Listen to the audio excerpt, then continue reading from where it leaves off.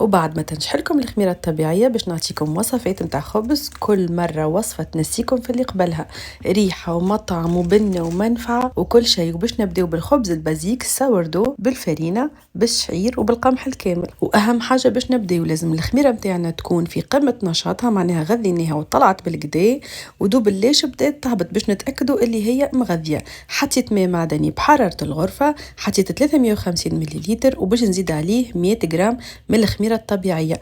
وهذا التيست يعاوننا باش نشوفوا الخميرة متاعنا حاضرة ولا. كي نصبوا الخميرة فوق الماء نلقاوها فلوتيت، معناها ولات تطفو ماهيش ما هبطتش في قاع الصحفة. خلطتها بالكدا في الماء ومن بعديك هزتها 400 غرام فرينة بيضة، 50 غرام فرينة القمح الكامل و50 غرام شعير، وخلطتهم بالمغرفة كهو وغطيتهم بساشي وباش نرجع لهم بعد سويعة. وفي الوقت هذاك غذيت الخميرة متاعي كيف العادة، حطيت لها 30 غرام من الخميرة اللي قعدت و60 غرام ماء و60 غرام فرينة وخليتها من تالي باش تلاحظوا وتشوفوا ليفوليسيون متاعها في الوقت اللي انا نعجن فيه العجينة. وبعد سويعة رجعت للعجينة متاعي، حطيت لها 10 غرامات ملح وزدتها 20 مليلتر من الماء المعدني وخلطت كل شيء بالكدا مع بعضه حتى لين الملح دخل في العجينة. ومن بعد غطيتها ورجعت لها بعد 30 دقيقة باش نعملوا عملية هذه اللي هي عملية المد والطي، باش نعملوها 4 مرات كل نص ساعة. نعمروا المينيتور متاعنا كل نص ساعة باش نرجعوا نعملوا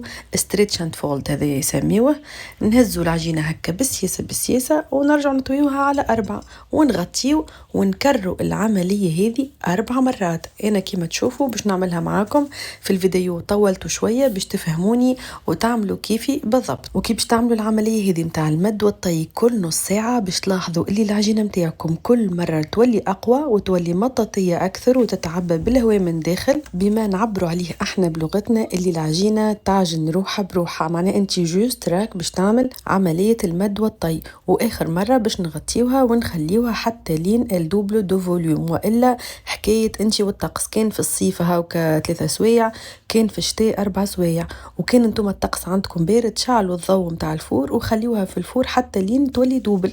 ومن بعد باش نرشوا البلان دو ترافاي باش نرشوه بالفرينة ونجي نهبط فيها كل العجينة متاعي وبالسياسة بالسياسة من غير ما نفرغ لها الهواء بيديا. نبدا نحل فيها بالطريقة هذه ومن بعد باش نطويها على 2 تبعوا نفس الطريقة وباش نحطها هكايا ونسكر لها اللوطاني متاعها باش ما تتحلش وباش نرشها بفارينة الروز ونحطها في شفتوها السلة. انا عندي ذيك البانيه متاع الخبز حطيت فيها منديلة، ما عنديش سلالة تخمير استعملت هذيا، حطيت فيها منديلة ورشيتها كيف كيف فارينة الروز وباش نسكرها من فوق بالكدا ونغطيها وندخلها للفريجيدير حكاية 18 ساعة. ومن غدوة نخرجها من الفريجيدير. شوفوا كيفاش تنفخت وخمرت. ونعمل التيست هذيك، ننزل بصبعي هكا وهي باش ترجع تتنفخ وحدها. نقلبها على بابي كويسون بالسياسة بالسياسة ونحيك المنديلة كيف كيف بالسياسة ونرجع نرش شوية روز. راهو فارينة الروز من بعد كي نخرجوها من الفور تعطينا شكل مزيان.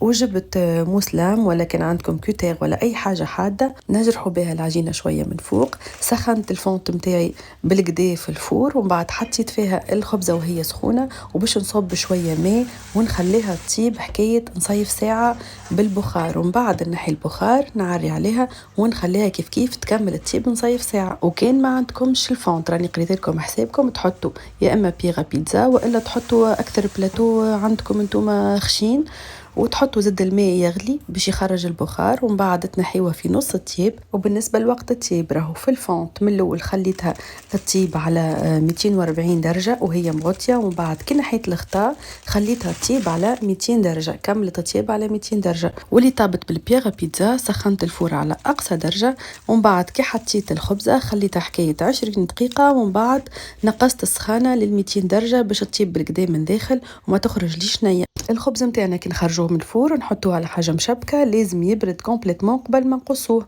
باش نتحصلوا على النتيجه هذه المزيانه كخوت تقرمش من داخل الطري. نستنيكم تجربوه وكيف العاده كان عندكم اي سؤال اسالوني.